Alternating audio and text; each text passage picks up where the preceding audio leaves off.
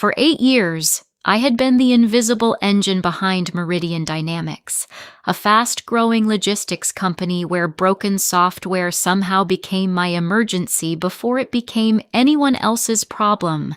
And on the morning I was finally invited into the glass-walled executive lounge, I honestly believed the promotion I had earned for years was finally mine. Instead, my director, Marcus Hale, folded his hands across the table and delivered the same polished speech I had heard in different forms before, telling me that while my technical performance was exceptional, the company had selected someone else for the newly created lead architect position because they wanted a different kind of leadership. And when I asked who had received it, he quietly said Ethan Cole, a consultant who had joined only 11 months earlier and had never designed a production system for our company. I walked out without arguing, but something inside me had changed because I suddenly understood that Meridian had never been waiting for me to become good enough. It had been waiting to see how much more work I would continue doing without demanding anything in return. For years, I had repaired overnight failures, trained new hires, rewritten careless code, answered weekend calls, and quietly rescued projects that executives later celebrated as team achievements. While Ethan spent his first few months presenting colorful strategy slides and talking about innovation, so when Marcus stopped me near the elevator and said, "I hope this doesn't affect your commitment to the team," I smiled politely and answered, "It won't affect my commitment to my paycheck."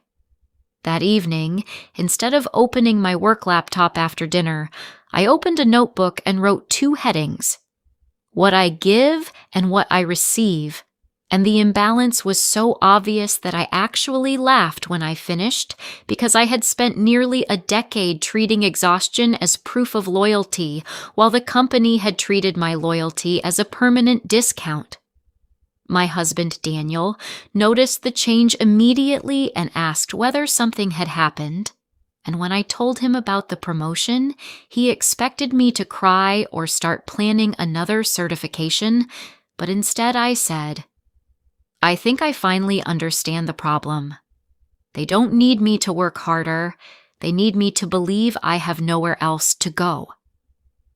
The next morning, I made a decision that frightened me more than any resignation letter ever could. I stopped volunteering for work that wasn't mine, stopped answering messages outside my hours, and stopped correcting mistakes before their owners even realized they had made them. When a project manager named Priya sent me a frantic message saying, "Can you jump in for 10 minutes?" I checked the task board and replied, "It belongs to Ethan's team, so please route it through him." And when she answered, "But you know the system better," I simply wrote, "That's exactly why the company should have considered that when assigning responsibility," before closing the chat and returning to my actual work. Within a week, the consequences became impossible to hide because a major customer portal began rejecting orders after Ethan approved a rush deployment, and for the first time in years, I watched everyone scramble without automatically reaching for me. Marcus eventually appeared beside my desk with a strained smile and said, "We could really use your expertise."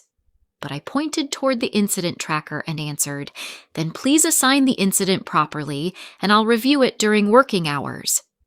And his expression told me he had finally discovered something the company had never expected. Expertise does not mean unlimited availability. At the same time, I quietly began interviewing, and my first serious opportunity came from North Star Labs, a smaller technology company whose engineering director spent more time asking about how I solved difficult problems than asking whether I was willing to sacrifice weekends. During the interview, she asked, "What are you looking for that you aren't getting now?"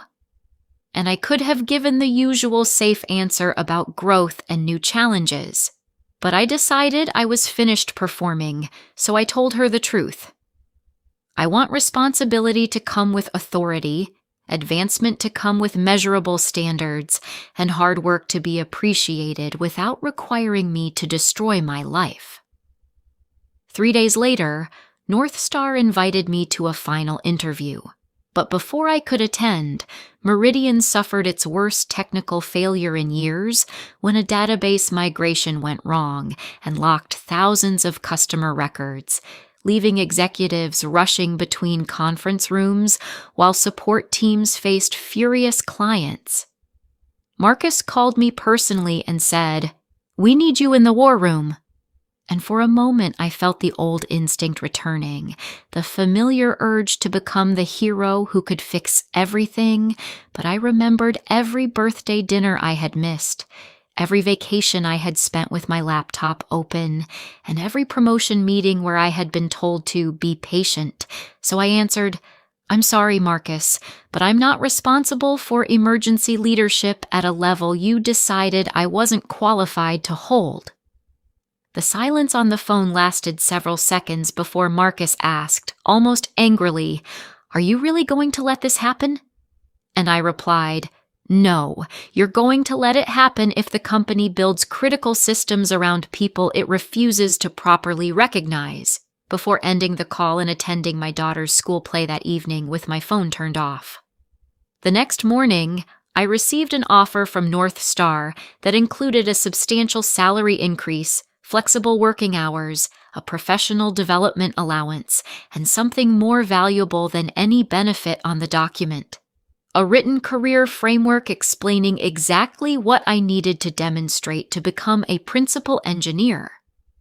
I accepted the offer, submitted my resignation, and during my final 2 weeks, I documented everything professionally without becoming the emergency solution one last time, while several coworkers quietly admitted that watching me leave had forced them to reconsider how much unpaid emotional and professional labor they had normalized. One colleague, Aaron, told me, "I thought being indispensable was job security." And I answered, "Being indispensable without being respected is just another way of being trapped." And within a month of my departure, 3 other experienced employees left Meridian, forcing leadership to confront the cost of losing people they had assumed would always stay. North Star felt completely different from the beginning because my new manager, Evelyn Grant, never asked me to prove my dedication through exhaustion. Instead, she asked what kind of engineer I wanted to become, gave me ownership of important architecture decisions, and evaluated my work according to results, rather than how late my computer stayed online.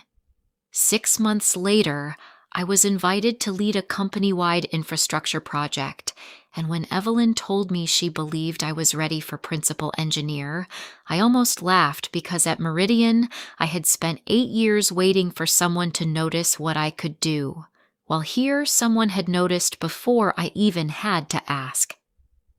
A year after leaving Meridian, I unexpectedly ran into Marcus at a technology conference, and after an awkward greeting, he admitted that the company had finally changed its promotion system after losing several senior employees, telling me, "We didn't realize how much we depended on people like you until you were gone," to which I simply replied, "I'm glad you learned the lesson, but I had to leave to learn mine." As I walked away, I realized the greatest victory wasn't that Meridian had struggled without me, nor that I had earned a better title somewhere else, but that I had finally stopped measuring my worth by how desperately other people needed me and started measuring it by the life I was building.